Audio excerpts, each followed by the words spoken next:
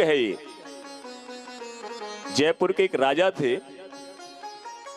वो हमेशा धर्म करते रहते थे। जैसे यहाँ पर सपाद लक्ष्य रुद्र चंडी यज्ञ हो रहा, ऐसे यज्ञ वो हमेशा करते रहते थे, निरंतर।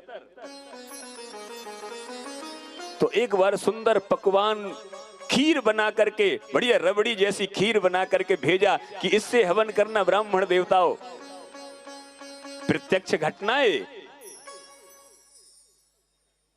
अब खीर लेकर के गए तो खीर का हवन करना था हमारा। तो ब्राह्मणों ने विचार किया कितना सुंदर रबड़ी की तरह यह खीर है। तो ब्राह्मणों ने विचार किया चलो आहुति का हवन कर देंगे, तिल जौ का इस खीर को कहीं एकांत में ले जाकर के पान कर लेते हैं। बोलो जय श्री कृष्णा। और ले भी गए, उस खीर का पान भी कर लिया महाराज। ब्राह्मणों ने पा लिया। भगवान नारायण प्रसन्न हो गए उसके प्रति। स्वप्न में दर्शन दिया, बोले राजन मैं तुमसे आज बड़ा प्रसन्न हूं। क्यों?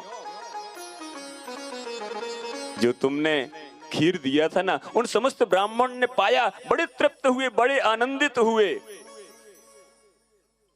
राजा ने विचार किया मैंने तो हवन करने के लिए वो खीर भेजा था, ब्राह्मणों ने पा लिया, भगवान नारायण प्रसन्न हो गए।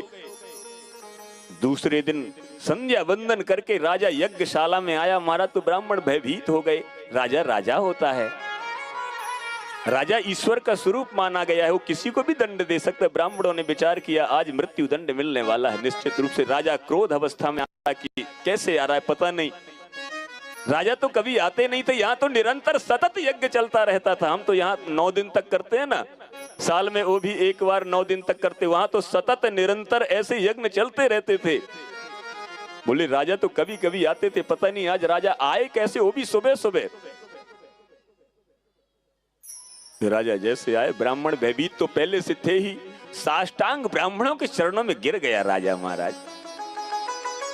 बोले आज तक मैं निरंतर सदैव ऐसे अनुष्ठान वर्षों से करते चला आ रहा हूं, भगवान ने लेस मात्र मुझे दर्शन नहीं दिया, और आपने ये खीर का पान किया, भगवान ने मुझे दर्शन दे दिया, मैं तो धन्य हो गया। धन्य ब्राह्मण देवताओं। कभी भी यदि आपको ब्राह्मण मिले ना तो उनका अपमान मत करना। और ब्राह्मण आपसे मांगते भी क्या है बताइए? हाँ चलो ठीक है, पूजा पाठ कराते हैं तो पूजा पाठ करने में थोड़ा सा दक्षिणा तो मांगे, क्योंकि यज्ञ की पत्नी का नाम ही तो दक्षिणा है। वैसे तो किसी भी समाज का व्यक्ति को अपमान नहीं करना चाहिए। भगवान सबके प्रिय हैं, किसी भी वर्ण का कोई भी व्यक्ति हो, भगवान सबके लिए प्रिय हैं। लेकिन विशेषकर ब्राह्मणों का आप अपमान कभी मत करना। ब्राह्मणों नितराम गुरु, शास्त्र में लिखा है ब्राह्मण हमेशा तीनों वर्णों का गुरु है। को भवानिह